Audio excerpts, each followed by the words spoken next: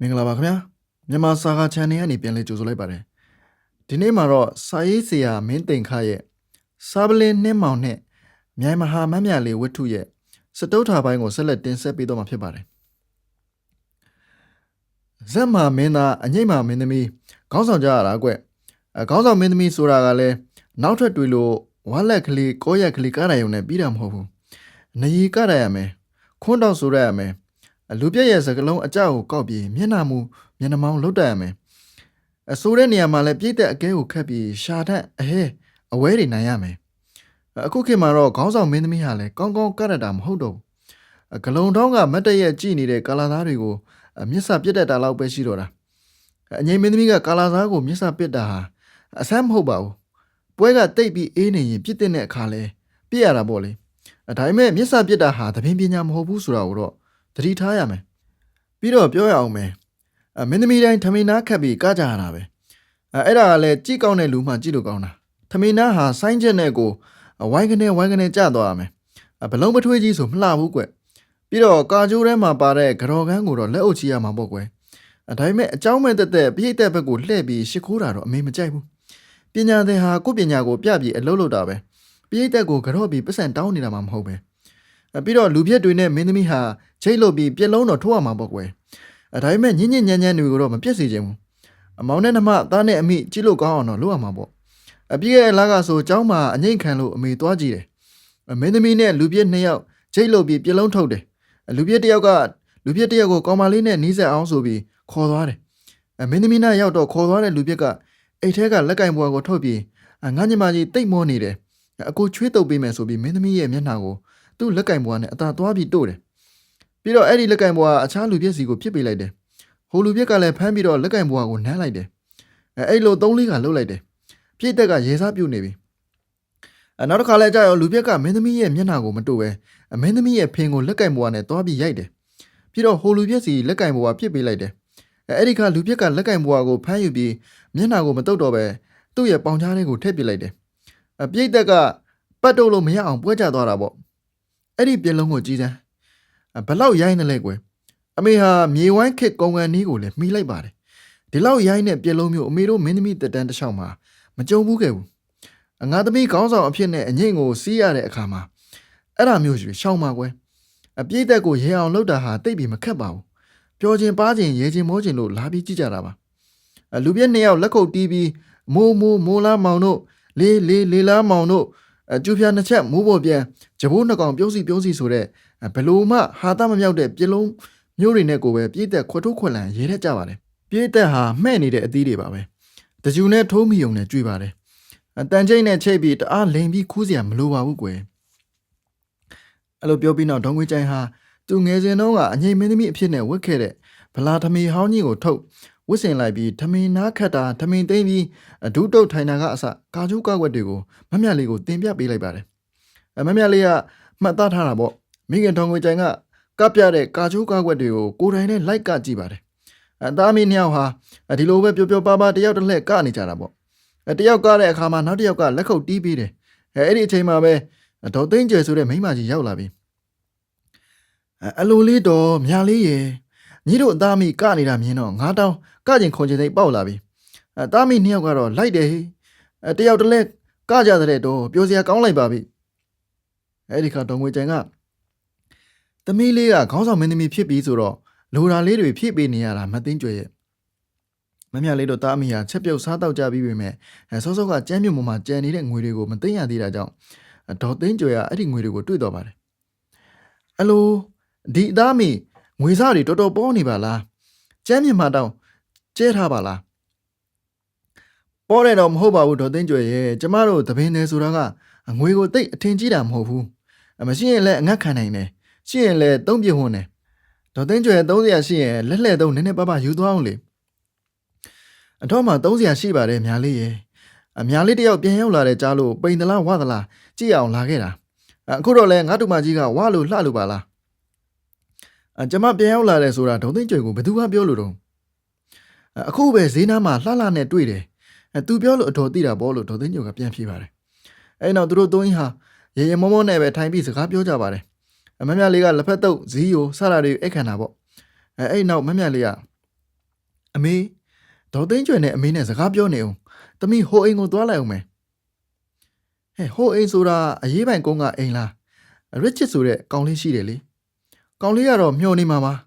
ပြီးတော့လူကလူကြောလေးဆိုတော့သူ့ကိုကြိုက်တဲ့မိန်းမတွေကအညီတို့အငိမ့်မှာသုံးတဲ့ဆိုင်းဝင်းကဘုံတွေလိုပဲဝိုင်းဝိုင်းကိုလဲနေတာပဲဒေါ်သိန်းကျွယ်ပြောလိုက်တော့ယောက်ျားကောင်းမောင်မတစ်ထောင်လို့ဆိုထားတယ်မဟုတ်လားဒေါ်သိန်းကျွယ်ရေ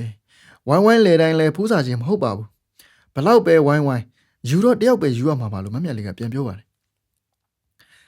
အဲ့ဒီတယောက်ဟာကိုဖြစ်ဖို့အရေးကြီးတာပေါ့ကွယ်အဲ့ဒီအတွက်တော့မပူပါနဲ့ဒေါ်သိန်းကျွယ်ရေသူနဲ့ကျမဟာအခုမှတွေ့ကြတာမဟုတ်ပဲနှစ်ချေးပေတလူရောင်ပေစုဘဝကလေးကတွေ့ကြတာတယောက်အကြောင်းတယောက်တီးပြီးသားပါမမြတ်လေးကအိမ်ကနေထွက်လာခဲ့တယ်ဒေါ်သိန်းကျွယ်လည်းအချိန်နဲ့ငယ်ကြတဲ့အထိဒေါငွေကြံကြီးနဲ့အတူရွာသတင်းရက်သတင်းတွေပြောဆိုပြီးတဲ့နောက်အဲ့ဒီအိမ်ကနေထွက်လာခဲ့ပါတယ်ဒေါ်သိန်းကျွယ်မမြတ်လေးတို့အိမ်ကထွက်လာပြီးတဲ့နောက်ဘိုကုန်းရက်ဘက်ကိုသွားတယ်အဲ့ဒီကလက်ထောက်အငိမ့်မင်းသမီးလှလှအိမ်ကိုတက်သွားတော့ဘလို့လဲဒေါ်သိန်းကျွယ်မြာလေးနဲ့တွေ့ခဲ့ရလားတွေ့ခဲ့ပါလှလှရဲ့တားမိနှစ်ယောက်ကနေကြတယ်သူသမီးခေါင်းဆောင်ဖြစ်တော့မှမို့လို့လိုရာလေးတွေတင်ပေးနေတယ်လို့သူ့အမေဒုံငွေကြံကြီးကပြောလိုက်တယ်အောင်မရာဆဆသူ့ကိုဘသူကခေါင်းဆောင်တင်သေးလို့တော့လမ်းမှာရွှေသွားစိန်တေးလို့ခဏတစ်ဖြုတ်ခေါင်းဆောင်တက်လို့ရတာကိုတစ်သလုံးလို့ရမယ်အောင်းမိနေတယ်ခေါင်းဆောင်ဖြစ်ရင်တော့မလွယ်ဘူးဟေ့အခုတော့ငါ့ကိုငွေစားကိုအထင်မကြီးတဲ့အကြောင်းကြီးကျယ်ပြောလိုက်သေးတယ်ခေါင်းဆောင်ဖြစ်ရင်တော့ဘလို့စကားမျိုးပြောမယ်မသိပါဘူးတော့ဒေါ်သိန်းကျော်ကပြောလိုက်ပြန်တယ်ဖြေလည်းမဖြစ်ပါဘူးဒေါ်သိန်းကျော်ရဲ့ဒီကောင်မကကိုအချောက်တိုက်ဘဝင်မြင့်နေတာပါလှလှရဲ့သူ့အကုသို့သူ့ကိုအကျိုးပေးပါလိမ့်မယ်အခုပဲအရေးပိုင်ကုန်းကအိမ်ကိုသွားလေရဲ့ဟိုလဲရောက်ရောမြာလေးတယောက်ရင်ခွင်းနာကြပြီးပြန်လာရမှာပါဒေါ်သိန်းကျော်ပြောလိုက်တော့ဘာဖြစ်လို့လဲဒေါ်သိန်းကျော်ရဲ့အဲ့ဒီအိမ်မှာသူ့ရီးသားကလေး Richard ဆိုတာရှိတယ်အဲ့ဒီကောင်လေးအိမ်မှာလဲကောင်မလေးတယောက်အမြဲတမ်းလို့ရောက်နေတယ်ရုပ်ကလည်းကာပြားရုပ်လေးဟဲ့ပိတ်ဆန်လည်းရှိတဲ့ပုံပဲအဲ့ဒါနဲ့ပဲမြာလေးကရင်ခွင်းနာကြားရတာဒေါ်သိန်းကျွယ်ရဲ့အိုးညင်းနေကွယ်မိန်းကလေးနဲ့ယောက်ျားလေးဒီလောက်တွေ့ပါများတော့လဲလွတ်ကင်းရှိပါမလားအမြင်မှများရင်တန်ရောစင်တွေ့တတ်တယ်တဲ့အများလေးတယောက်တော့ကြမ်းရစ်ဖြစ်မှာပါဒီလိုဆိုလဲမြာလေးတယောက်ဝမ်းနဲ့ပက်လက်နဲ့ပြန်လာတဲ့မျက်နှာကိုကျမကြည့်ကျင်လိုက်တာဘယ်နှကစောင့်ကြည့်ရပါမလဲလှလှကပြောလိုက်တော့ဒေါ်သိန်းကျွယ်ကဒီကောင်မှပြန်ရင်ငါအိမ်ရှိကပြန်တာပေါ့အဲ့တော့ငါအိမ်ကိုလိုက်ပြီးငါအိမ်ရှိကကွက်ပြစ်မှာထိုင်ပြီးစောင့်ကြည့်ကြတာပေါ့မော်လမြိုင်မြို့မှာရေးပိုင်ကုန်းဆိုတဲ့ရက်ကွက်တစ်ခုရှိပါတယ်အဲ့ဒီရက်ကွက်မှာလွန်ခဲ့တဲ့နှစ်ပေါင်း100ကျော်ကလေးကအင်္ဂလိုအိန္ဒိယလို့ခေါ်တဲ့ကာပြားတွေနေထိုင်ကြတာပါသူတို့ကတော့တကယ့်ကိုဘိုးဆန်သူတွေပေါ့ယောက်ျားတွေကဘောင်းမီဝက်ပြီးနက်ကတိုင်စီးတယ်လို့မိန်းမတွေကလည်းခေါင်းနေဝက်ကြတယ်ဒါကြောင့်လည်းအဲ့ဒီရက်ကွက်လေးကတတိတခြားဖြစ်နေတာပေါ့သူတို့ချင်းချင်းပဲအိမ်အောင်ပြုတ်ကြပြီးဒလိထုံးစံတွေကလည်းဥရောပစတိုင်တွေပါပဲဖျားရှိခိုးကြောင်းတက်မယ်ခရစ်စမတ်ပဲလုပ်မယ်မင်္ဂလာဆောင်ရင်လည်းသူတို့ထုံးစံအတိုင်းပဲလုပ်ကြတာအိမ်တွေကိုလည်းဘိုးဆန်စောက်ကြပြီးအိမ်တိုင်းလိုမှာအင်္ဂလိပ်နာမည်တွေချိတ်ထားကြတယ်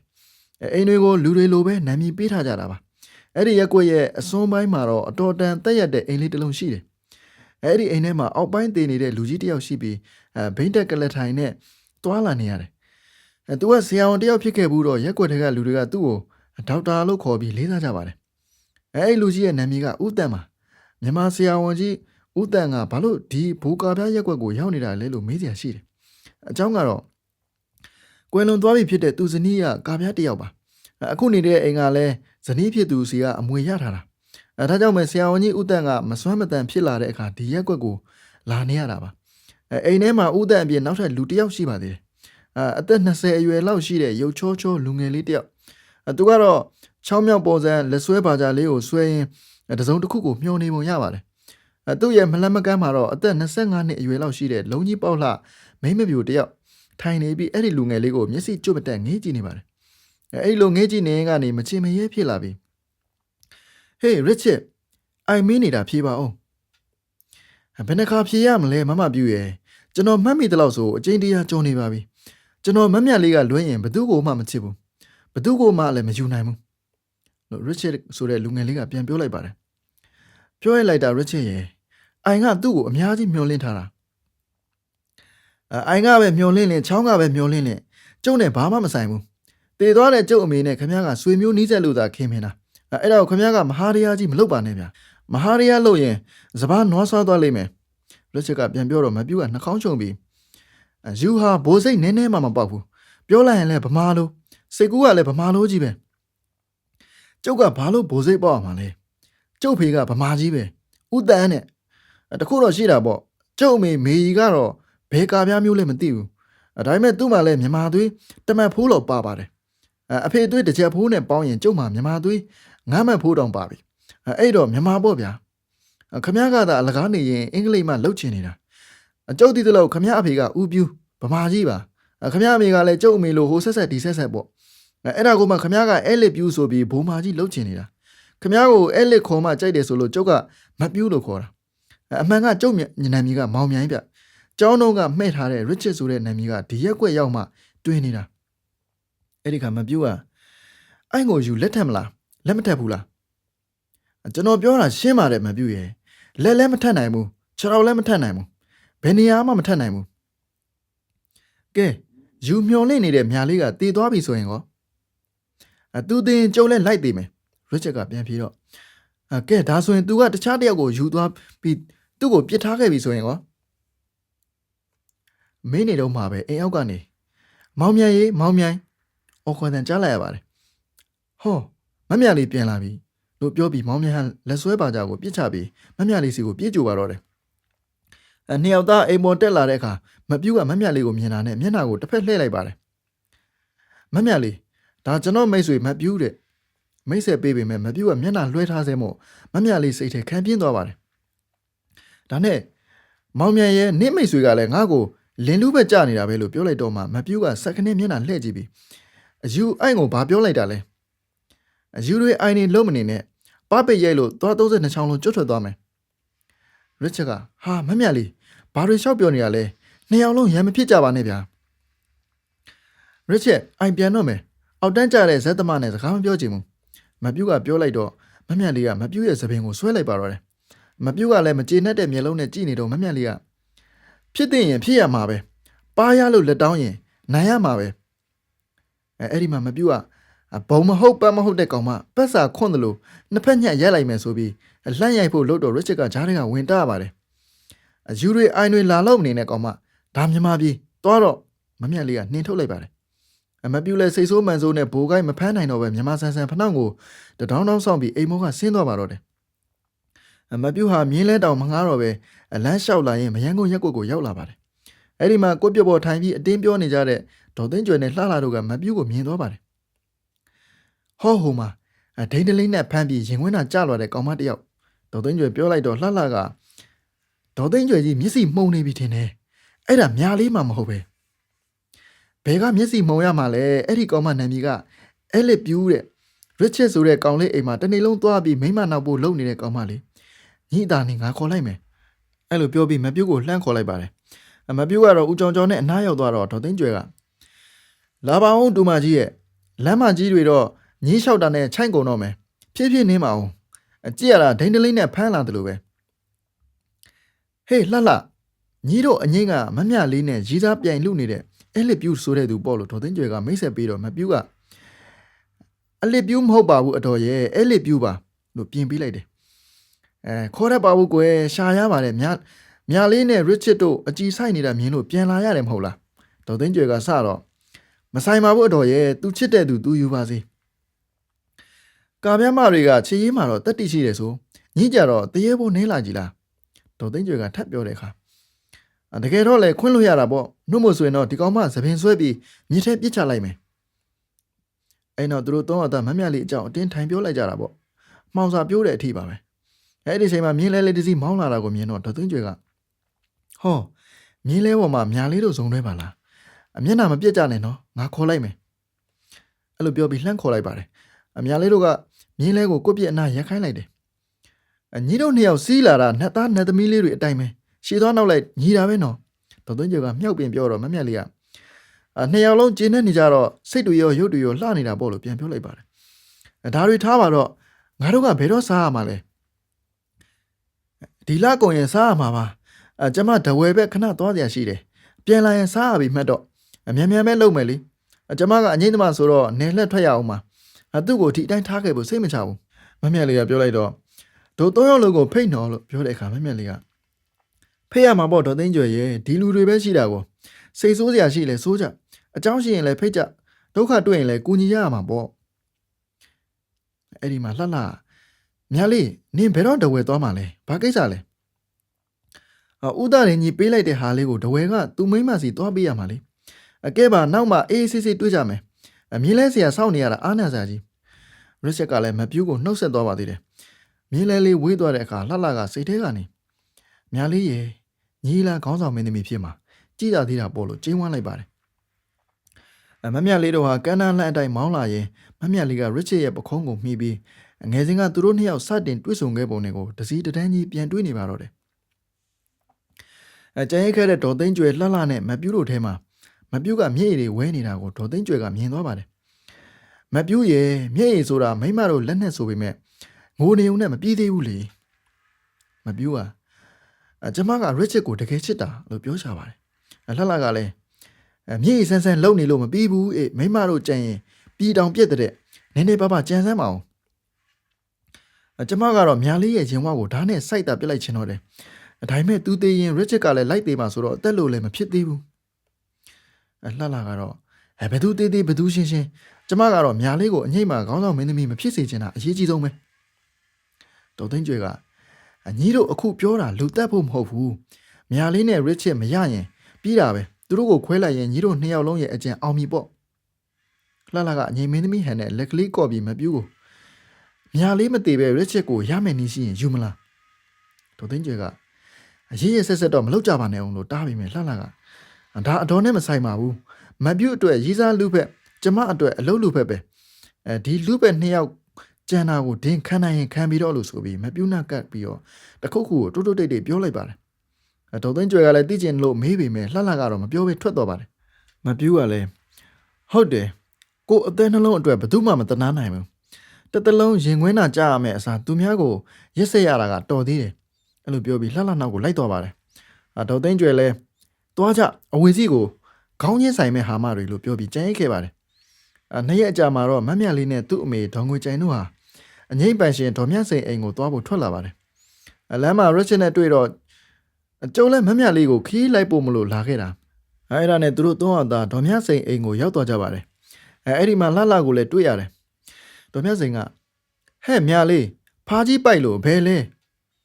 ဲတဝဲသွားမလို့တော့မကြပါဘူးနောက်တရက်ဆိုပြန်လာမှာပါလို့ပြောနေတော့မှာပဲရာဇိုးအုပ်နဲ့ပလိတ်တွေမျိုးပိုင်တယောက်ပါဝင်အိမ်ထဲပြေးဝင်လာပါတော့တယ်လူတွေလည်းဝိုင်းအောင်ကြည့်ကြတာပွဲကြနေတာပဲရာဇိုးအုပ်ကမမြလေးတို့နားမှာတနက်ကင်ပြီးရဲလိုက်ပါတယ်ဒေါ်မြစိန်ကဘာကိစ္စလဲလို့မေးလိုက်တဲ့အခါအငိမ့်မင်းသမီးမမြလေးကိုရှာစရာရှိလို့ပါအဲ့လိုပြောပြီးမမြလေးရဲ့တကောက်ဖာကြီးကိုတွန်ချလိုက်ပါတယ်အဝတ်စားတွေကြားထဲကအထုပ်လေးတစ်ထုပ်ထွက်လာပြီးဖွင့်ကြည့်လိုက်တော့စိန်နကက်ပလဲလက်ကောက်နဲ့ကြောက်ဆွဲကြိုးတွေကိုတွေ့ရပါတယ်ဟောဒီမှာချစ်တီးရတိုက်ကိုဓမြတိုက်ပြီးတက်ယူလာတဲ့ပစ္စည်းတွေပဲ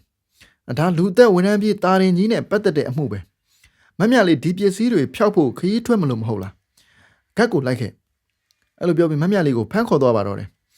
ရစ်ချစ်ကတော့ဘာမှမလုပ်နိုင်မဲ့ကြက်တေတေနေပြီးအမေဖြစ်သူဒေါငွေကြိုင်လဲသတိလစ်လဲကျသွားလို့ရစ်ချစ်ကပဲပြုစုလိုက်ရပါတယ်ဒါကိုကြည့်ပြီးပြုံးနေတာကတော့လှလှတယောက်တည်းပါပဲခဏနေတော့ဒေါ်မြစိန်ခက်ကနေပြန်လာပါတယ်အမှုကလူသက်မှုဓမြမှုတွေဆိုတော့တာရင်ကြီးကိုမမိမချင်းမမြတ်လေးကိုလွတ်မှာမဟုတ်ဘူးလို့ပြောလိုက်တော့ဒေါငွေကြိုင်ကချုံမွေးချငိုပြီးရစ်ချစ်လည်းမျက်ရည်ကျပါတယ်အဲ့ဒီချိန်မှာမပြူးရောက်လာပြီးရစ်ချစ်ကိုပလိတ်တွေဖမ်းနေဆိုလို့စိတ်ပူပြီးလာတာအခုမမြတ်လေးအဖမ်းခံရတာဆိုတော့မှစိတ်အေးရတော့တယ်အဲ့လိုပြောပြီးလှလှကိုလှမ်းကြည့်လိုက်ပါတယ်မပြူးကရစ်ချစ်ကိုခေါ်ပြီးမြဲရစ်ချစ်ကတော့ဒေါငွေကြိုင်ကိုလိုက်ပို့ရမှာမို့ညင်းလိုက်ပါတယ်မပြူးနဲ့လှလှလည်းထွက်လာကြတယ်လမ်းမှာဒေါ်သိန်းကျွေကရစ်ချစ်ကိုအမှန်တိုင်းသွားပြောမလို့လို့တော့လှလှကတားလိုက်ပါတယ်မပြူးကလည်းဒီအမှုကကြီးတယ်နော်ဝင်ပြောရင်ဒေါ်သိန်းကျွေပါအဖမ်းခံရလိမ့်မယ်လို့ချင်းချောက်လိုက်တော့ဒေါ်သိန်းကျွေလည်းငြိမ်ကျသွားပါတယ်အငိမ့်ပိုင်ရှင်ဒေါ်မြစိန်ကတော့အများလေးမရှိတော့ညီးပဲခေါင်းဆောင်မင်းသမီးလောက်ရတော့မယ်လို့လှလှကိုပြောလိုက်တဲ့အခါလှလှကစပယ်ပန်းမရခင်ခံပွင့်ကိုကုန်းရတာပေါ့လို့ခန့်ကုန်းကိုပြောပေမဲ့စိတ်ထဲမှာတော့အကျဉ်းနဲ့ကြီးကျင်းနေပါတော့တယ်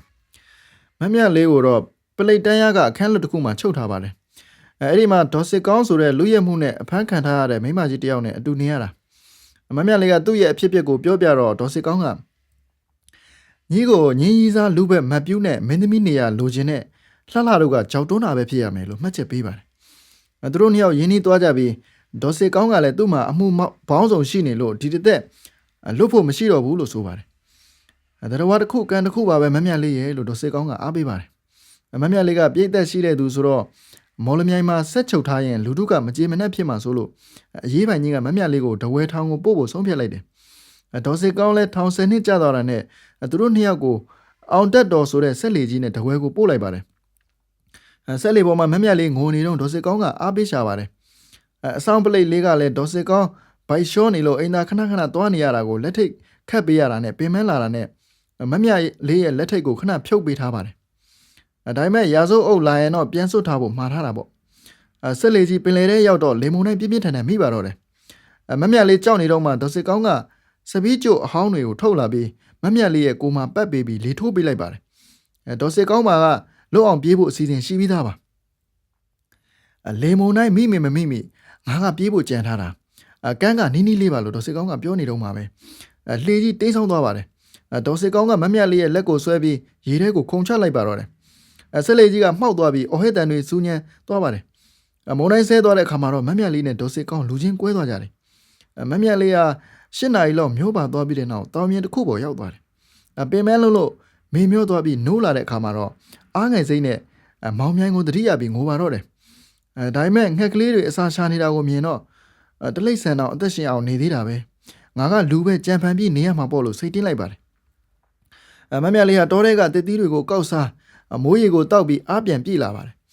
်ဘေးကင်းမှုအတွက်တစ်ပင်ခွားစုံတစ်ခုပေါ်တက်အိမ်ရင်စခန်းချလိုက်ပါတော့တယ်နောက်နေ့မှာတော့မမြလေးဟာရေတောက်ရေချိုးပြီးတစ်ပင်ပေါ်ပြန်တက်အိမ်နေတော့လူသံကြားလို့ကြည့်လိုက်တော့အသက်ကြီးပြီဖြစ်တဲ့ရသေးမကြီးတယောက်ကိုတွေ့ရတယ်မကြောက်ပါနဲ့သမီးဆင်းခဲ့ပါဆိုလို့ဆင်းသွားတဲ့အခါရသေးမကြီးကသူ့ရဲ့ဇေယျကလေးစီကိုခေါ်သွားပါတယ်ရသေးမကြီးဟာပညာမျက်စိနဲ့ကြည့်ပြီးဇေယျမှာလူတယောက်ရောက်နေတယ်မိမတယောက်ပဲလို့ပြောလိုက်ပါတယ်တဲတဲရောက်တော့ဒေါ်စစ်ကောင်းကိုတွေ့လိုက်ရလို့မမြတ်လေးအံ့ဩသွားတယ်ဒေါ်စစ်ကောင်းကလည်းအဝတ်အစားတွေစုပ်ကုန်လို့ရသေးအဝတ်တွေယူဝတ်ထားတာပါလို့ဝန်ခံရှာတယ်ရသေးမကြီးဒေါ်တီရီက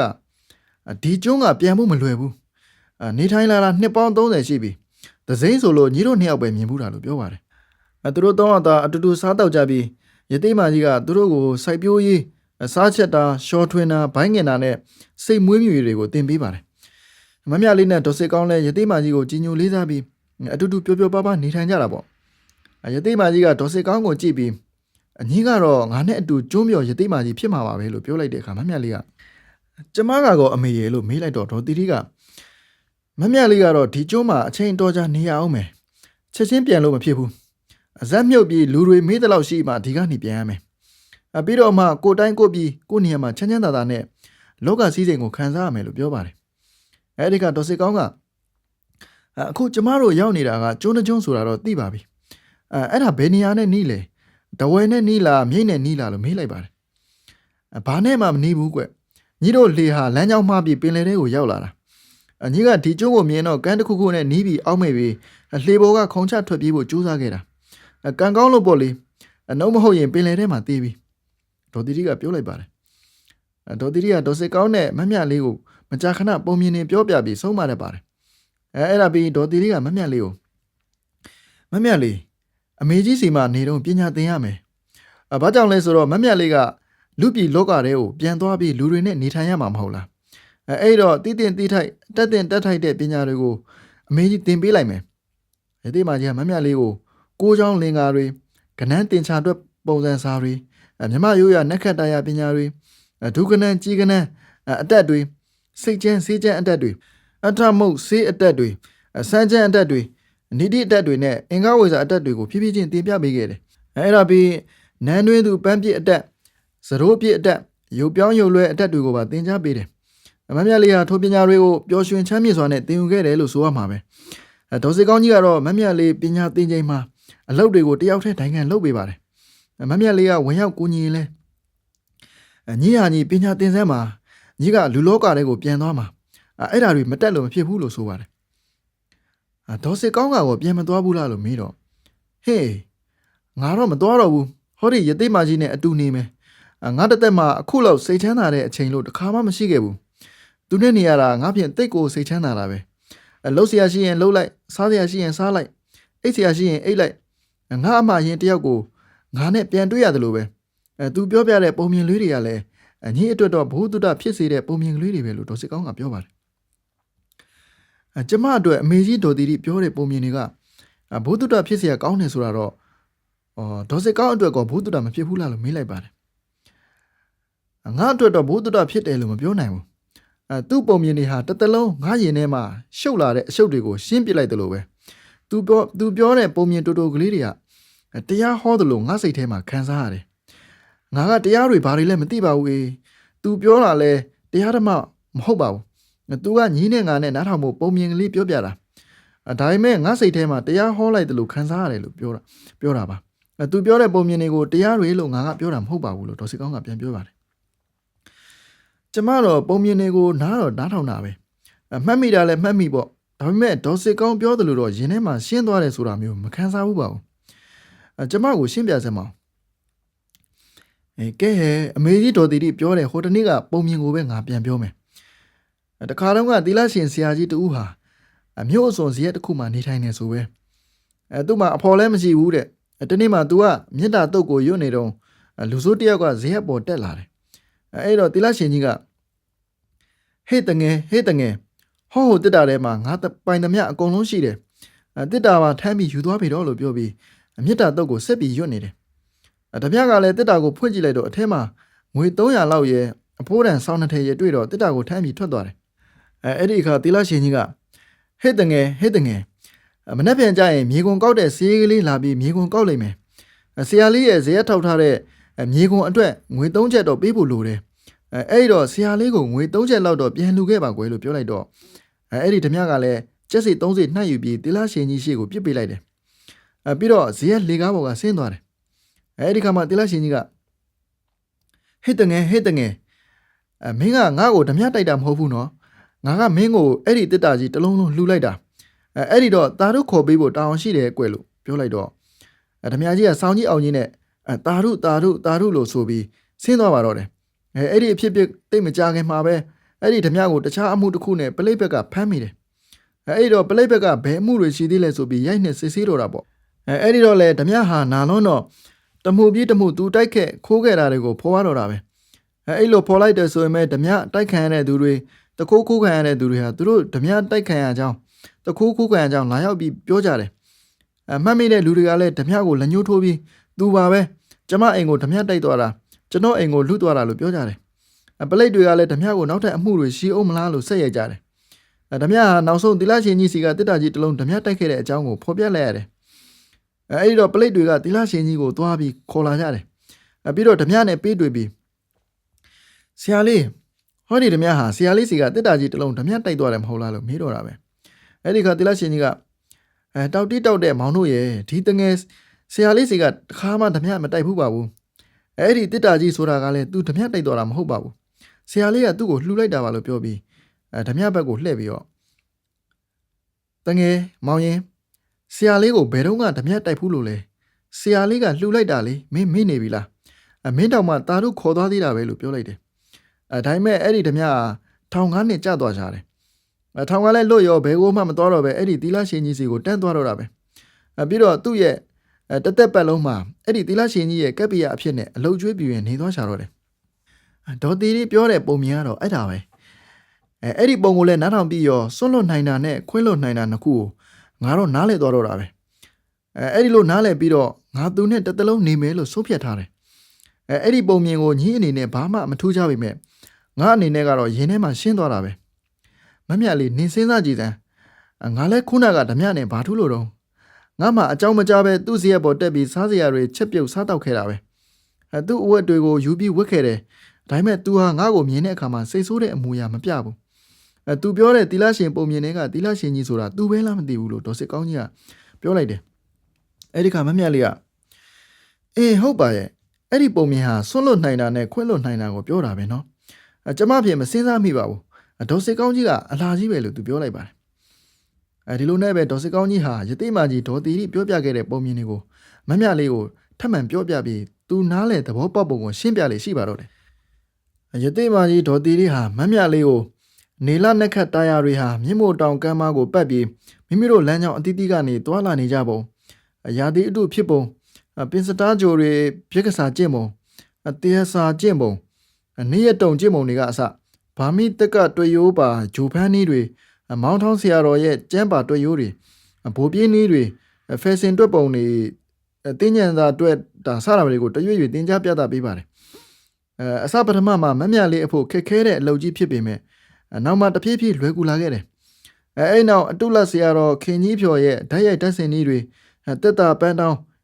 နေပြည်တော်ကြီးကောင်းစားစဉ်ကအသုံးပြုခဲ့တဲ့အင်္ဂဝိဇ္ဇာပညာတွေကိုဆက်လက်သင်ကြားပေးတယ်ဒါပြင်စမ်းပညာနဲ့အထမှုစေပညာကိုလည်းပူးတွဲပြီးသင်ကြားပေးပြန်တယ်နှစ်နှစ်ခန့်သင်ပြီးတဲ့အခါမှာမမြလေးဟာအဲ့ဒီပညာရက်တွေအပေါ်မှာအတော်တန်တီးမိခေါင်းမိဖြစ်လာပါတော့တယ်အဲ့ဒီခါမှယသိမကြီးကအောက်ပါသင်ခန်းစာကိုစတင်သင်ကြားပေးပါတော့တယ်မမြလေးကပညာသင်ယူဖို့အတွက်ပြုလုပ်ထားတဲ့ပြင်များသင်မုံကြီးကိုထမင်းရည်နဲ့မီးသွေးမှုန့်ကိုပုတ်ပြီးနေလှမ်းရပါသေးတယ်အဲ့နောက်ကိုလိုက်လှုပ်ထားတဲ့မြေပြူခဲနဲ့အဲ့ဒီသင်မုံပေါ်မှာရစ်မှတ်ရပါတယ်အဲ့လိုရစ်မှတ်ထားတဲ့သင်ခန်းစာကိုအလွတ်ရတဲ့အထိကျင့်မှတ်ရတယ်အလွတ်ရတဲ့အခါသင်မုံကိုရေနဲ့ဆေးပြီးအုံးစံဘက်နဲ့ဂျေးချွတ်တိုက်ဖိရပါတယ်အဲ့လိုဂျေးချွတ်တိုက်ဖိရမှာရစ်မှတ်ထားတဲ့စာတွေမစင်ရင်ရသေးမကြီးဒေါ်တီတီကပြန်ပြီးဂျေးချွတ်ခိုင်းပါတယ်မမြလေးရဲ့သင်မုံချေတယ်ဆိုတာတစတလေးမှကြံမနေအောင်ခြေရတယ်လူမှလည်းအချင်းချင်းမသိမြတ်တဲ့အခါလည်းရှိပေမှာပေါ့ဒါပေမဲ့တဦးနဲ့တဦးသိမြတ်အောင်လုပ်ပြီးတဦးစီမှာရှိတဲ့အပြစ်ကိုတဦးကခြေအချင်းချင်းအတေးမှတ်မထားပဲဖျောက်ဖြစ်ပြစ်တာကိုလည်းသင်မုံချေတယ်လို့ခေါ်တယ်မဟုတ်လားယသိမကြီးကသင်ပြပေးပါတယ်အဲ့နောက်မမြလေးရေဖျားမပွင့်မီနှစ်အတန်ကြာတဲ့အချိန်လောက်မှာသုဒ္ဓဝါဒဗြမာကြီးတွေဟာလူပြည်ကိုဆင်းလာပြီးပုံနာကြီးတွေအတင်နဲ့ဘေဒင်ဟောလေရှိတယ်အဲ့ဒီလိုဘေဒင်ဟောရင်းနဲ့လက္ခဏာပါဟောလေရှိတယ်အဲ့တော့သူတို့ရဲ့လက္ခဏာပညာကိုလူတွေလည်းတက်ကုန်တာပေါ့အဲ့ဒီလက္ခဏာပညာဆိုတာကလည်းလက္ခဏာကိုကြည့်တဲ့ပညာမဟုတ်ဘူးခြေဖွားမှာပါတဲ့အမှတ်သားတွေလည်းပါတယ်ကွမြတ်စွာဘုရားရဲ့ခြေတော်ရာမှာပါတဲ့တတ္တိလှံမပုံတိရိဝဆจิตတိတိုက်ပုံနေန္ဒိယဝတ္တဝဇလတ်ပွင့်ပုံတောဝိတကလေရေး30ပုံဝါယူမာနထမင်းပွဲပုံစတဲ့ဆက်လက္ခဏာ108ကွယ်လည်းပါတယ်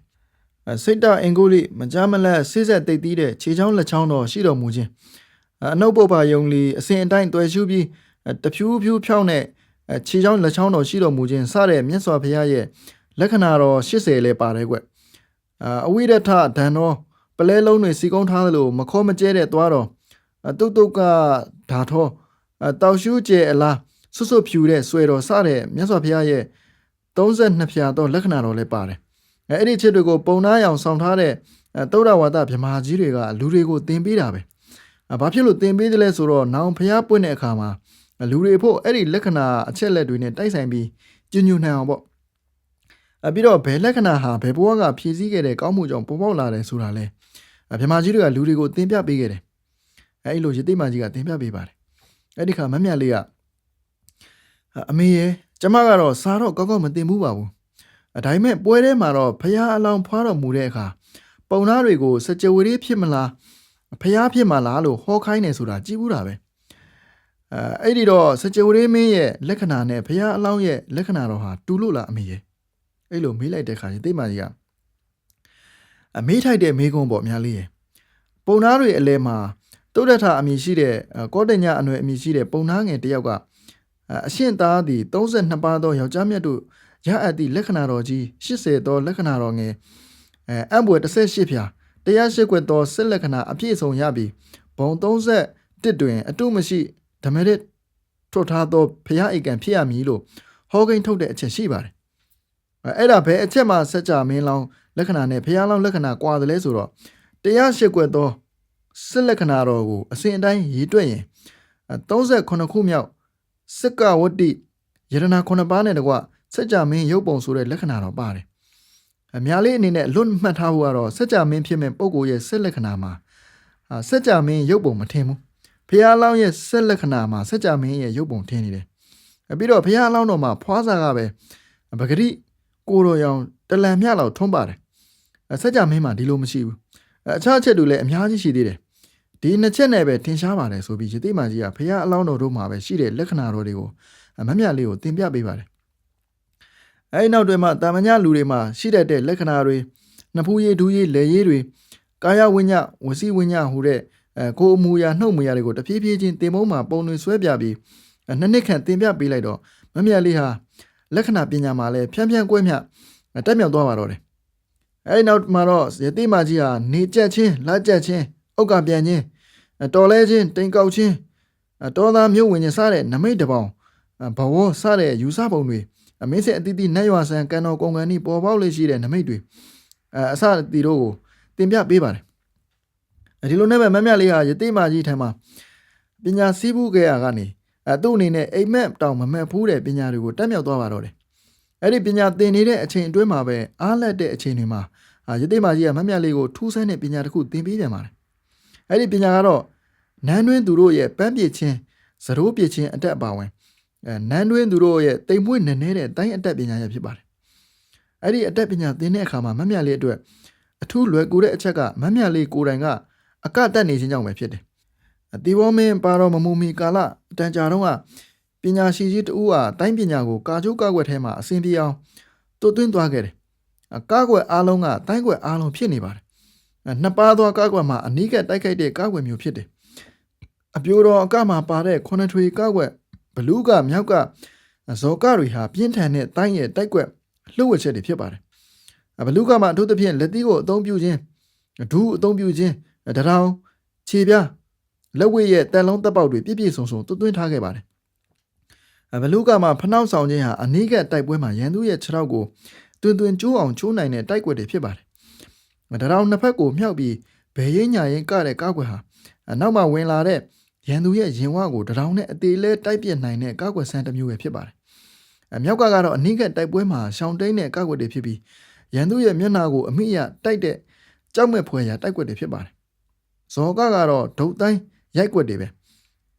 ကိန်းနီမောင်နှံကားကွက်မှာလဲတတိချူဖို့ကတဲ့ကားကွက်ဟာရန်သူရဲ့လဲမျိုးကိုလက်သုံးချောင်းနဲ့ထိုးဖောက်ပြဖို့ဖြစ်ပါတယ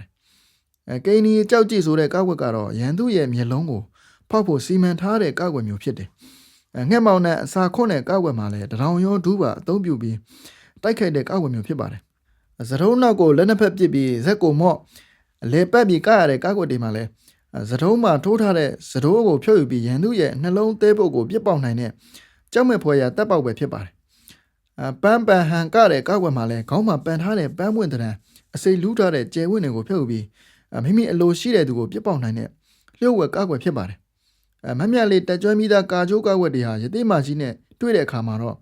တိုင်းကွက်တွေဖြစ်ကုန်မှာတော့တယ်စီမီခွက်လိုလက်ကိုအမျိုးမျိုးလှည့်ပြီးကရတဲ့ကားကွက်ဟာဘန်ဒိုပိုင်းမှာရန်သူဖမ်းမိထားတဲ့အခါရုံးထွက်ရတဲ့အဖမ်းအယုတ်ပညာဖြစ်ပါတယ်မမြလေးကဇရိုးနဲ့ပန်းပြချင်းအတက်ကိုလက်မှန်းတက်အောင်တည်တံ့လေ့ကျင့်ရပါတယ်အဲ့နောက်ဇရိုးထိပ်ဖြားမှာထဲဖို့အစိတ်ဖော်နေအမျိုးမျိုးကိုလည်းယတိမာကြီးကတွေ့ဝိုက်တဲ့နည်းနဲ့မမြလေးကိုပြောပြပါတယ်အဲ့ဒါကြောင့်မမြလေးဟာကြောက်မွေဖွယ်ရာကောင်းတဲ့အတတ်ပညာတွေကိုလည်းတက်မြောက်ခဲ့တော်တယ်ကလပ်ဖြူအစိုးရလက်ထက်မှာအသက်မွေးရမှာဆိုတော့ဒီအတတ်ပညာတွေကတတ်ထားအပ်တယ်မမြလေးအမေတို့ကတော့နန်းတွင်းသူတွေဆိုတော့အဲ့ဒီပညာတွေသင်ခဲ့ရတယ်အမေရဲ့အမေအကိုကြီးမောင်ချစ်ညိုရဲ့အမေမိဘနှစ်ပါးရဲ့ဟာသူတစ်ပါးကျွန်ပေါက်အဖြစ်မခံဘူးဆိုပြီးဒီဘက်ကိုလှေကြီးနဲ့ထွက်ပြေးလာခဲ့တာအကိုကြီးကအမေတို့နေဖို့ရေရှည်စားတော့ဖို့စီမံခဲ့ပြီးတော့သူကတော့မြန်မာပြည်ကိုပြန်ထွက်သွားတယ်သူ့အစီအစဉ်ကတော့မျက်နှာဖြူအစိုးရကိုလူသူဆွေးယုံပြီးပုံကံမှုပဲအရင်ကတော့သူ့တပည့်တွေမကြာခဏဒီကိုလာပြီးအစ်စ်တွေလောက်ကြပါရဲ့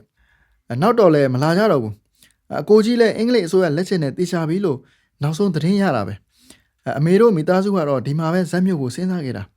အမေတို့မိဘနှစ်ပါးလဲရှေ့စင်နောက်စင်ကွင်လွန်သွားကြပြီအကိုကြီးရဲ့တပည့်အချို့လဲပရှုဓမြတွေနဲ့ပေါင်းပြီးဓမြတွေဖြစ်ကုန်တာလဲဖြစ်ကုန်ပြီဒါပေမဲ့သူတို့လဲအားကိုးရပါတယ်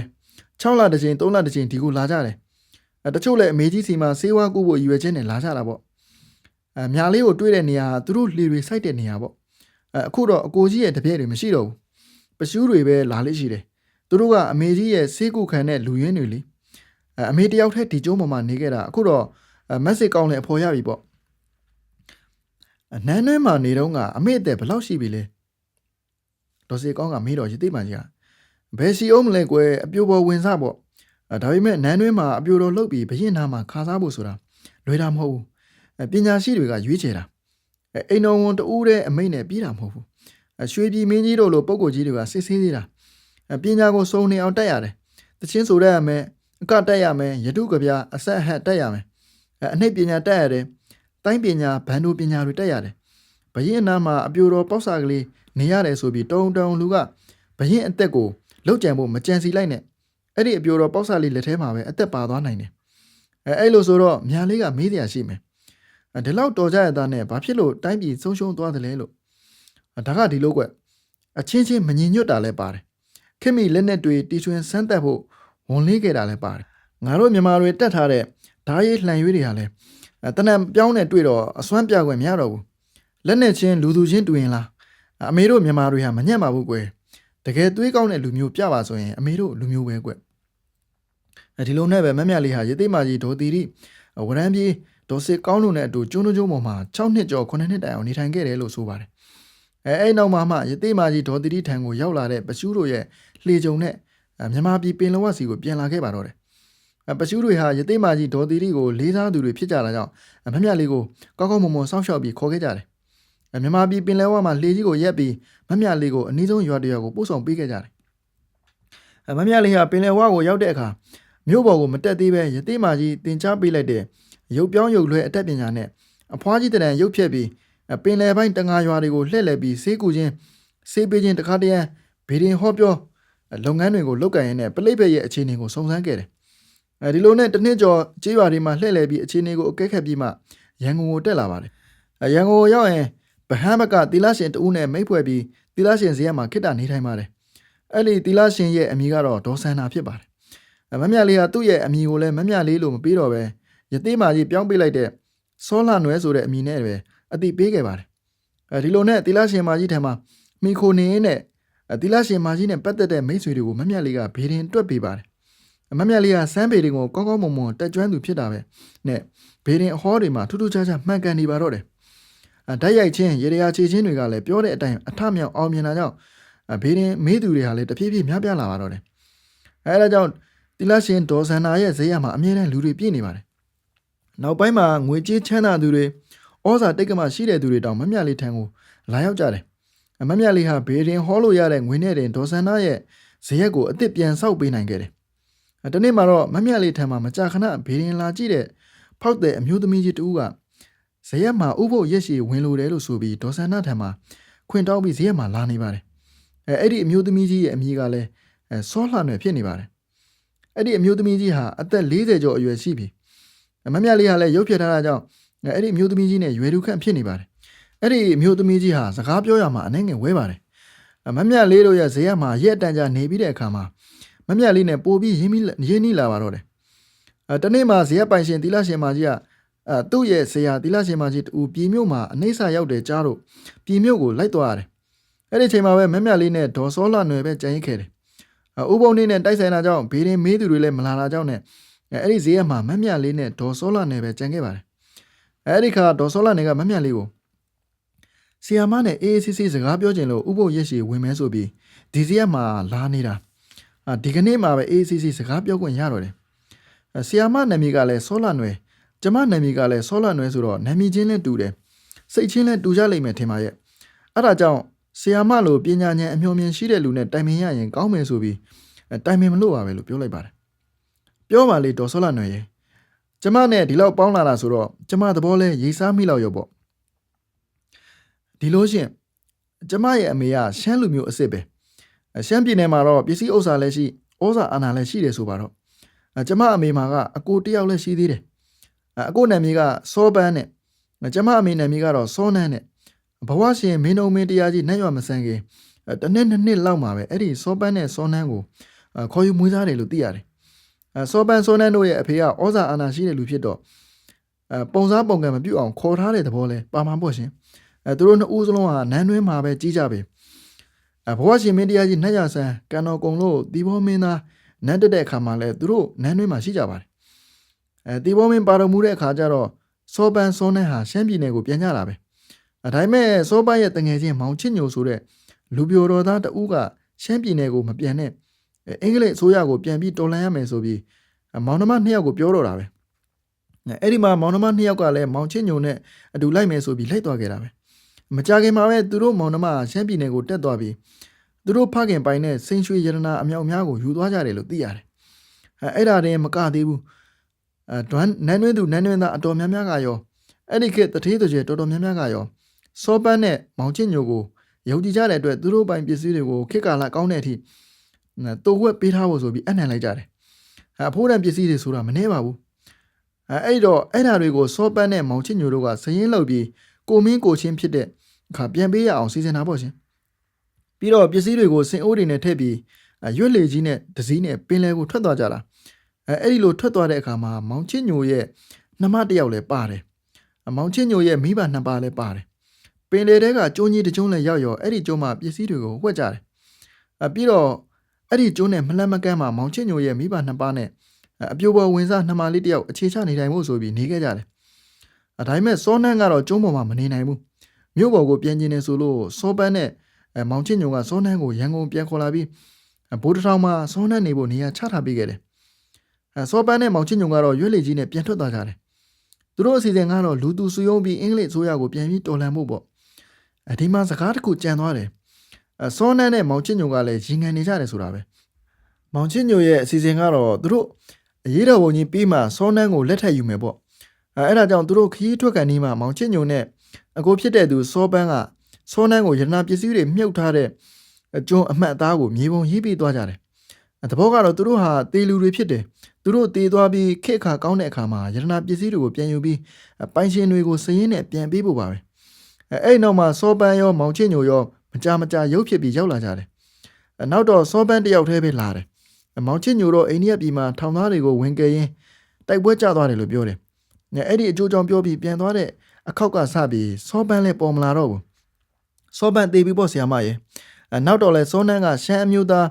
းလက်ဖက်ကြောက်ကုံတဲ့တူးနဲ့လက်ထပ်လိုက်တယ်လက်ထပ်ပြီးသမီးတယောက်မွေးတယ်အဲ့ဒီသမီးဟာကျမပဲကျမအနေနဲ့အခုဘိုးတထောင်ကအိမ်ကြီးဟာဒေါ်စောနန်းနေခဲ့တဲ့အိမ်ကြီးပါပဲကျမအမေတေကန်ကြီးကျမကိုသူတို့မြုပ်ထားတဲ့ရတနာမြေပုံပေးခဲ့တယ်ကျမမှာဆွေမျိုးဆိုလို့လည်းတယောက်မှမရှိတော့ဘူးရတနာပစ္စည်းတွေအနှံခဲ့တဲ့ပိုင်ရှင်တွေဆိုတာလဲရှိကြတော့မှမဟုတ်တော့ဘူးအဲ့ဒီရတနာပစ္စည်းတွေဆိုတာလဲပင်လယ်ထဲမှာကျုံးကြီးတကျုံးမှာဒီအတိုင်းအလားတာဖြစ်နေကြတယ်အဲ့တော့အဲ့ဓာတွေကိုကျမဖြင့်တွားယူပြီးသုံးတဲ့နာလဲသုံးလှူတဲ့နာလဲလှူခြင်းတယ်ဒါပေမဲ့ပစ္စည်းတွေကများလုံးတော့တော်ရုံလူနဲ့မတိုင်မင်ဟုတ်မို့ဆီယမကိုတော့စိတ်ချလို့တိုင်မင်တာပဲလို့ပြောပါတယ်အဲ့ဒီကမမြတ်လေးကစိတ်ချပါဒေါ်စောလာနိုင်ရဲ့အဲ့ဒီကိစ္စအတွက်ကျမတောင်းအောင်ထားလိုက်ပါအကွက်ကြကြကျမစီမံမှမယ်အဲ့နောက်မှာတော့မမြတ်လေးဟာဒေါ်စောလာနယ်ထံကမြေပုံကိုတောင်းယူကြည့်ရှုပြီးသွားမယ်ကိစ္စအတွက်အသေးစိတ်စဉ်းစားပါတော့တယ်တီလာရှင်ဒေါ်ဆန္နာပြန်လာတဲ့အခါမှာတော့မမြတ်လေးဟာသူကျင်လည်ခဲ့မှုတဲ့ပင်လယ်ပိုင်းရွာတွေကိုသွားရောက်ပါတော့တယ်အဲ့လိုသွားမှသူကဓာတ်ဆက်ကလေးတစ်လုံးနဲ့အချုပ်ဆက်လေးတစ်လုံးဝယ်ယူသွားတယ်မမြတ်လေးဟာတခုတ်ပင်လက်ခုပ်ကုန်းကညင်ကုန်းစတဲ့ပင်လယ်ကမ်းခြေရွာတွေကိုလှည့်လည်ကလေးသူငယ်တွေမိမပြိုတွေအတွက်အဝတ်စားတွေချုပ်လုပ်ပြီးလက်ဆောင်ပေးတယ်ညခါတွေမှာလည်းဓာတ်ဆက်ဖွင့်ပြတာနဲ့တရွာလုံးမှာရှိတဲ့လူတွေမမြတ်လေးတဲခိုတဲ့အိမ်မှာဆူယုံနေကြပါတယ်မမြတ်လေးကအဲ့လိုပင်လယ်ကမ်းခြေဒေသတွေမှာနေထိုင်ပြီးရတနာပစ္စည်းရှာဖွေရမှာအသုံးပြုဖို့တင့်တော်တဲ့သူတွေကိုစိတ်ကြိုက်ရွေးချယ်ပါတယ်အဲ့ဒါပြီးစစ်လေကြီးတစ်စီးကိုဝယ်ယူလိုကြောင်းလဲစုံစမ်းခဲ့ပါတယ်အလုံးစုံပြင်ဆင်ပြီးတဲ့အခါမှာစံစီစားတဲ့ရိတ်ခါကြောက်တွေကိုဝယ်ယူပြီးရန်ကုန်ကိုခေါ်ယူလိုက်ပါတယ်အဲ့ဒါပြီးဒေါ်စောလာနယ်ရဲ့ငွေနဲ့ဆက်တက်လှေကြီးတစ်စီးဝယ်ယူလိုက်ပြီးတော့သူရွေးချယ်ထားတဲ့လှေသမားတွေနဲ့နေကောင်းရက်တာရွေးပြီးခီးစားတွေထွက်ပါတော့တယ်မြေပုံမှာပါတဲ့ကျွန်းကိုပင်လယ်တွင်းမှာခက်ရှာဖွေရပါတယ်မမြလေးတို့ငှားရမ်းထားတဲ့မာလိန်မှုကလည်းအလွန်ကျွမ်းကျင်သူဖြစ်ပါတယ်သူ့ရဲ့နာမည်ကတော့စလီဘူးဟာရွက်တက်ဆက်တက်လှွေနေတဲ့ပင်လယ်ပြင်ကိုအခေါက်ပေါင်းများစွာတွာလာခဲ့မှုတဲ့ဝါရဲ့မာလိန်မှုတူဖြစ်ပါတယ်သူတို့လေကြီးကရာသီဥတုပြင်းထန်တဲ့အခါမှာနေရကျွန်းကိုကန်ထားရပါတယ်အဲ့ဒီအခါမျိုးမှာဒေါ်စောလာနွယ်ကလှေသမားတွေကိုဓာတ်ဆက်ဖွင့်ပြခြင်းနဲ့ဖြော်ပြရပါတယ်လှေသမားတွေကမမြလေးကိုချစ်ခင်လေးစားကြသူတွေဖြစ်တာကြောင့်သူတို့အနေနဲ့လှေပေါ်မှာဘယ်အန်ဒီရဲမှမရှိပဲစလီဘူးလိုမိမငန်းတဲ့သူတောင်မှမမြလေးကိုစိပဲမကြည်ရပဲရှိနေပါတယ်အဲ့လိုနဲ့ပဲသူတို့ဟာရက်အတန်ကြာခီးသွားခဲ့ပြီးသူတို့ရဲ့မြေပုံမှာပါတဲ့ကျုံးကြီးကိုရောက်ရှိလာကြတယ်အဲ့ဒီခါမှမမြလေးဟာလှေသမားတွေကိုလှေမှာထားခဲ့ပြီးဒေါ်စောလာနွယ်နဲ့မမြလေးတို့ပဲတောတွင်းကိုနှစ်ယောက်တည်းဝင်ပြီးရတနာမြေပုံမှာပါတဲ့နေရာကိုရှာဖွေကြပါတယ်လေသမားအချို့ကတော့ရိပ်မိဟန်ရှိပေမဲ့အချို့ကတော့ရိပ်မိဟန်မပေါ်ပါဘူးဆီယာမမမြလေးကဆေးဆီယာမကြီးကွာအလွန်ရှားပါတဲ့ဆေးမြင့်ရှားတာဖြစ်ပါလိမ့်မယ်လို့ထင်မှတ်ကြပါတယ်ခုနှစ်ရက်ခန့်ကြာတဲ့အခါမှာရတနာတွေဖွက်ထားတဲ့ဆိုတဲ့ကြောက်ကူကိုတွေ့ကြတယ်အဲ့ဒီကမမြလေးနဲ့ဒေါ်စောလာနွယ်တို့ဟာဂူအတွင်းကိုဝင်ကြည့်ကြတော့ရခင်ကပစ္စည်းတွေဖွက်ထားတဲ့လက္ခဏာတွေကိုတွေ့မြင်ရပေမဲ့ ဘယ်ယရနာပစ္စည်းအစနာကိုမျှမတွေ့တော့ပါဘူးအဲ့ဒီခါမမြလေးကဘယ်လိုလုပ်မလဲဒေါ်စောလာနယ်လို့မေးလိုက်တော့ဒေါ်စောလာနယ်ကမရှိတော့ဘူးဆိုလဲစိတ်ထဲမှာရှင်းသွားတာပေါ့ဆရာမရေယရနာပစ္စည်းတွေရှိပြီးအလားတာဖြစ်နေမှာကိုကျမကစိုးတာပါအဲ့ဒါပြီးသူတို့ကလှေကြီးရှိရာကိုပြန်လာခဲ့ကြတယ်အဲ့ဒီနောက်တော့လေမုန်တိုင်းအနှဲငယ်ရှိသေးတာကြောင့်လှေမထွက်သေးပဲကျုံးပေါ်မှာပဲနေထိုင်ကြပါတယ်အဲ့လိုစခန်းချနေစဉ်တညမှာစောလာနယ်ရဲ့ရုတ်တရက်လက်အော်တန်ကြားတာကြောင့်လှေသမားတွေကမီးတုပ်တွေနဲ့ထွန်းပြီးလာကြပါတယ်အော်တန်လာစီကိုပြေးသွားတော့မှုံဝါးဝါလာရန်အောက်မှာလဲကျနေတဲ့ဒေါ်စောလာနယ်ကိုတွေ့ရပါတယ်အဲ့ဒီချိန်မှာပဲကြောက်မဲ့ဖွယ်ကောင်းတဲ့သတ္တဝါတစ်ကောင်ဟာမမြလေးကိုခေါ်အုပ်ပါတယ်ဒါပေမဲ့မမြလေးကတစ်ဖက်ကိုလှင်မြန်စွာနဲ့လှိမ့်လိုက်ပြီးခါးကြားမှာအသင့်ဆောင်ထားတဲ့ဓမြောင်နဲ့အဲ့ဒီသတ္တဝါကိုနဘေးကနေစောင့်ထိုးလိုက်ပါတယ်အဲ့ဒီချိန်မှာပဲလှေသမားတွေရောက်ရှိလာပြီးမီးတုပ်တွေနဲ့မြေပြင်မှာစိုက်ထားလိုက်ကြတယ်မမြလေးဟာဒေါ်စောလာနယ်စီပြေးပြီးပွေတော့လဲမျိုးမှာအဲ့ဒီအကောင်ကိုက်ခံထားရတာကြောင့်သွေးတွေထွက်ပြီးအသက်ကုန်နေတာကိုတွေ့ရတယ်လှေသမားတွေကမမြလေးရဲ့လက်ချက်နဲ့တေဆုံးနေတဲ့ထိုးသတ္တဝါကိုကြည့်ပြီးတဲ့နောက်တဲကြီးတဲ့ခွေးကြီးပါလားလို့ပြောပါတယ်အချို့ကလည်းဘဲကလာခွေးရမှာလဲကြားကြီးပါကွာလို့ပြောပါတယ်အဲ့ဒီသတ္တဝါထိုးဆန်းတဲ့တောကောင်ကောင်ဖြစ်တယ်ကြားလို့ပြောလို့လည်းမရခွေးလို့ပြောလို့လည်းမရခွေးတယ်လည်းအဆမတန်ကြီးပါတယ်သူ့ရဲ့ကိုတဝက်မှာကြားလို့အစင်းချောင်းပါပြီးရှေ့တစ်ပိုင်းမှာတော့ဘာအစင်းမှမပါပါဘူးရှေ့ပိုင်းဟာအမှန်စစ်စစ်ဝင်ပလေးတစ်ကောင်နဲ့တူပြီးနောက်ပိုင်းကတော့ကြားတစ်ကောင်နဲ့တူတယ်အဲ့ဒီသတ္တဝါကိုလှန်လှော့ကြည့်ရှုတော့သတ္တဝါဟာအမဖြစ်ကြောင်းသိရှိရတဲ့အပြင်ဝမ်းပိုက်မှာလည်းသားပိုက်ကောင်လို့အိတ်ငယ်တစ်ခုပါနေတာကိုတွေ့ရတယ်အဲ့ဒါနဲ့သတ္တဝါကိုသားပိုက်ကောင်လို့ဆိုရင်လည်းဆိုနိုင်တယ်သူဟာကြားလောက်လည်းမကြည့်သလိုခွေးထက်လည်းမငယ်ပါဘူးကြောက်မွေဖွယ်ရကောင်းတဲ့သတ္တဝါဆန်းတစ်မျိုးစလီဘူးကအဲ့ဒီသတ္တဝါရဲ့အရေးကိုစုပ်ဖြဲပြီးယူပါတယ်မမြလေးရဲ့လှေသားတွေကတော့ဒေါ်စောလာနယ်ကိုတကြိုးကိုစီမံကြတယ်အဲ့ဒီနောက်ဒေါ်စောလာနယ်ရဲ့အလောင်းကိုရနာပစ္စည်းတွေမတွေ့ရတော့တဲ့ဂူကိုတည်ဆောင်ပြီးကြောက်တုံးတွေနဲ့ရံပြီးတော့အုတ်ကူတဖွဲပြုတ်လို့ပြီးထားခဲ့ကြတယ်အဲ့ဒါပြီးတဲ့နောက်လှေသမားတွေကိုမမြလေးကကျမတို့ဒီကိုလာတဲ့ရွယ်ချက်ကတော့ရတနာပစ္စည်းရှာဖွေဖို့လာခဲ့တာပဲဒါပေမဲ့ရတနာပစ္စည်းတွေကတော့မရှိတော့ပါဘူးကိုယ့်ထက်လက်ဦးတဲ့လူကယူသွားပါပြီအဲ့တော့ရာသီဥတုကောင်းတာနဲ့ခီးထွက်မယ်ဘယ်ကိုထွက်ရမလဲဆိုတော့တောင်ဘက်ဆူးဆူးကိုသွားရင်ပရှူးတွေခေါ်တဲ့အခေါ်တစ်မျိုးတော့ရှိတယ်မြန်မာတွေခေါ်တော့နတ်သမီးကျွန်းလို့ခေါ်တယ်အဲ့ဒီမှာကျမရဲ့အမေရှိတယ်အဲ့ဒီကိုသွားခြင်းတယ်လို့ပြောလိုက်တော့မာလီမှုလုပ်တဲ့စလီဘူးကမမြတ်လေးကိုအံ့ဩတဲ့မျက်နှာနဲ့ကြည့်ပြီးဆီယာမအဲ့ဒီကျွန်းကိုကျွန်တော်ကောင်းကောင်းသိပါတယ်အဲ့ဒီကျွန်းမှာလူမရှိဘူးပြလို့ပြောလိုက်ပါတယ်သို့ပေမဲ့မမြတ်လေးကရှင်းပြမနေတော့ပဲရာသီဥတုတာယာတဲ့နေ့မှာလှေကိုအဲ့ဒီကျွန်းဘက်ကိုမောင်းခိုင်းလိုက်ပါတယ်နေ့အခါမောင်းရင်ပဲအဲ့ဒီကျွန်းကိုရောက်တော့လှေသမားတွေကိုခေါ်ပြီးတောင်ကမ်းမနိုင်ရနှစ်ခုချမ်းမှာရတိမာကြီးရဲ့ဇရက်စီကိုသွားပါတယ်ဇရက်တို့ရောက်ရင်ပဲဒေါ်စကောင်းကြီးကပြေးထွက်လာပြီးမမြတ်လေးကိုဖက်လိုက်ပါတယ်ညီကိုငါသတိရလိုက်တာအေးဒီတစ်ခါပရှူးလေတွေလာရင်ညီစီကိုငါလိုက်မလို့အမေတော်တီတီကမလိုက်နဲ့လို့ပြောထားလို့ပြီးတော့လဲသူ့ကိုတယောက်တည်းမထားခဲ့ရတော့ဘူးလို့ပြောပါတယ်အဲ့တော့မမြတ်လေးကရတိမာကြီးဒေါ်တီတီကိုကြော့ပါတယ်အဲ့ဒီခါရတိမာကြီးကလူပြည်လူလောကမှာစီးစိမ်ချမ်းသာနဲ့နေပါလို့ဆိုပြီးလှုပ်လိုက်တာမြာလေးကဒီကိုဘာဖြစ်လို့တစ်ခေါက်ပြန်လာတာလဲလို့မေးပါတယ်အဲ့ဒီခါမမြတ်လေးကလှေသမားတွေကိုအခြားပြုလုပ်ဖွယ်ရာတွေခိုင်းစီထားပြီးမှဒေါ်စောလာနွေနဲ့တွေ့ပုံကနေစပြီးကျိုးမှာရတနာပစ္စည်းတွေလာရောက်ရှာဖွေပုံတွေကိုပြောပြပါတယ်အဲ့နောက်ဒေါ်စောလာနွေကိုထူးဆန်းတဲ့အကောင့်တစ်မျိုးကိုက်တက်ပြီးတည်ဆုံးပုံတွေကိုပြောပြတော့ဒေါ်စစ်ကောင်းကြီးကအဲ့ဒီအကောင့်မျိုးတွေဒီကျိုးပေါ်မှာလည်းရှိပါတယ်ငါကတော့အဲ့ဒီအကောင့်မျိုးကိုကြားပိုက်ကောင်လို့ခေါ်တယ်ဟိုးဩစတြေးလျတိုက်ကရောက်လာတဲ့ကောင်တွေဟဲ့အလွန်ချစ်ဖို့ကောင်းတဲ့အကောင်တွေပါဟဲ့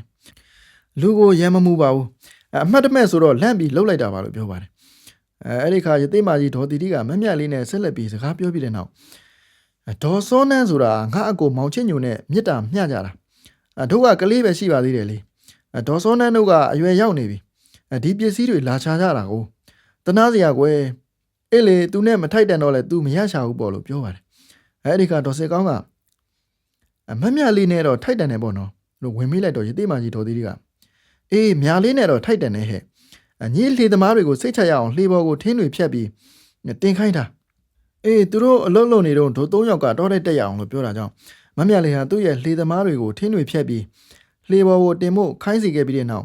်သူကတော့ဒေါ်တီတီနဲ့ဒေါ်စေကောင်းတို့ခေါ်ရနတ်ကိုလိုက်ပါသွားပါတယ်တောတိုင်းကိုရောက်ရင်ပဲကြောက်ကူ၃လုံးရှိတဲ့အနဲ့အစွန်ဆုံးကူကိုဒေါ်တီတီကဝင်ပါတယ်အဲ့ဒါပြီးဂူဝါမှာပိတ်ထားတဲ့ကြောက်တုံးကြီးတစ်လုံးကိုကျိုးနဲ့မောင်းတက်ဆင်ပြီးလူတယောက်ဝင်သားယုံတော့ရွှေ့ပြီးတဲ့နောက်အတွင်းကိုဝင်ဖို့ဒေါ်တီတီကချက်ပေးပါတယ် အတွင်းကိုရောက်ရင်ပဲအသင့်ယူလာတဲ့မီးတုပ်ကြီးကိုထွန်းကြည့်လိုက်တော့ပေ90ပက်လေခန့်ကျဲတဲ့ကြောက်ကူကြီးအတွင်းမှာမြောက်များစွာတဲ့ရွှေငွေရတနာတွေကိုတွေ့ရပါတော့တယ်အချို့ပစ္စည်းတွေဟာကျွန်းတတာကြီးအတွင်းကအန်ကျနေတဲ့အထိပေါ်များလှပါတယ်ဒေါ်စေကောင်းကတော့မမြလေးရဲ့မျက်နှာကိုကြည့်ပြီးတဲ့နောက်အညီကိုအမေတော်တီတီကဓာတွေပေးမှလို့ပြောလိုက်တယ်ဒေါ်စေကောင်းကိုလည်းပေးမှာပေါ့ဒေါ်စေကောင်းဝမ်းမသာဘူးလားအရင်တုန်းကဆိုရင်ရွှေဆွဲကြိုးလေးတကုံးရဖို့လူလိုလူဖြက်လိုဖြက်နဲ့လုပ်ခဲ့တာပဲအခုဆိုရင်ဓာတွေလုပ်ဖို့မလိုတော့ဘူးကို့မှာရှိနေပြီပဲလို့မမြလေးကပြောလိုက်တော့ဒေါ်စေကောင်းကငါတခုမှမလိုချင်တော့ဘူးအရင်တုန်းကငါဟာခိုးဝက်လူရဲ့တိုက်ခိုက်စားတောက်ခဲ့တယ်ဆိုတာလည်းအမှန်ပဲအခုငါတခုမှမလိုချင်တော့ပဲညီးပဲအကုန်ယူသွားလို့ပြောလိုက်ပါတယ်အဲ့ဒီကမမြလေးကဒေါ်စေကောင်းရဲ့မျက်နှာကိုမယုံသလိုလှမ်းကြည့်လိုက်တယ်အဲ့ဒါနဲ့ယသိမကြီးကဟုတ်တယ်မမြလေး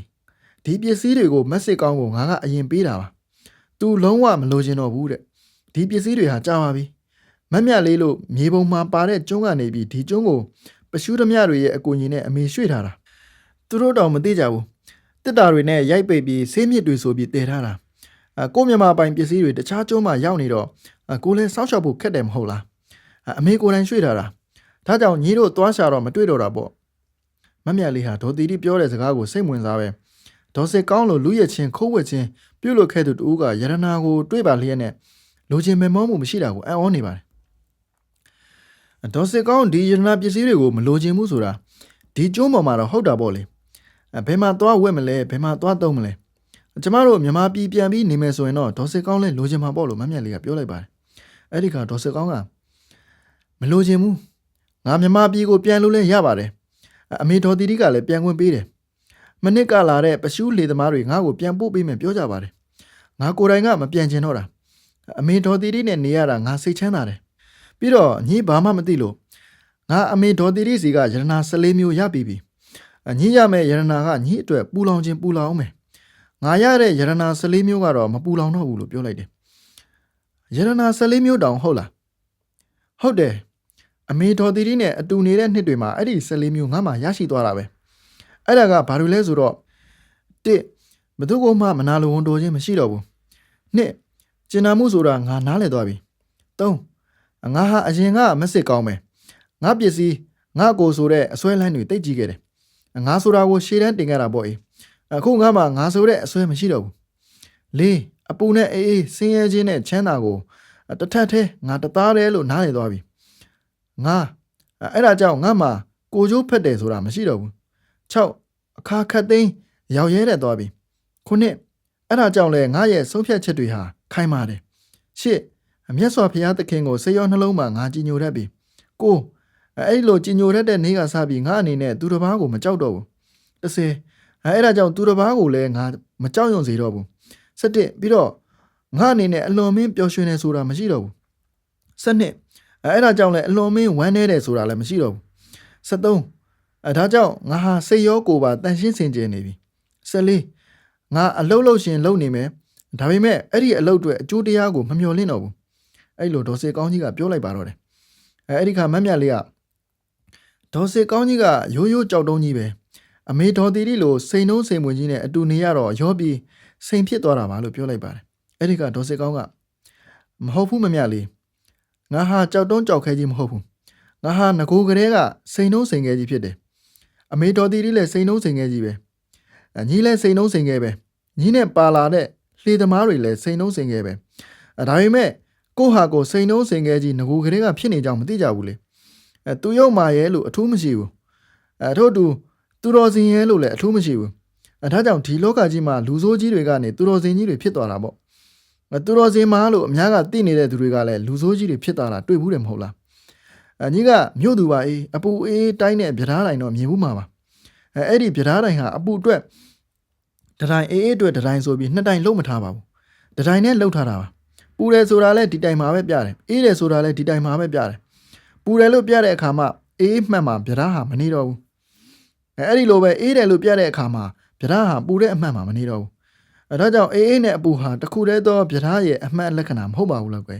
်အဲ့ဒီတော့ဒေါ်စစ်ကောင်းကြီးကဘယ်ကလာကြောက်တုံးကြီးဟိုးရမှာလဲကွယ်ငကိုကလေးကစိန်တုံးကြီးကွယ်အဲ့ဒါကိုငါကောင်းကောင်းကြီးသဘောပေါက်သွားပြီဆန့်ကျင်ဘက်ဆိုတာနှစ်ခုကိုပြောတာမဟုတ်ဘူးတစ်ခုတည်းရဲ့အချင်းရာတွေဖြစ်တယ် အဲ့ဒီတစ်ခုတည်းရဲ့အချင်းရာတွေဖြစ်တယ်လို့သဘောပေါက်သွားရင်ဘသူကိုမှမနာလိုစိတ်မရှိတော့ဘူးဟဲ့အဲ့လိုပြောလိုက်တော့မမြလေးကအမေတော်သီးတွေဟာကျမကိုသင်ပေးတဲ့ပညာတွေထက်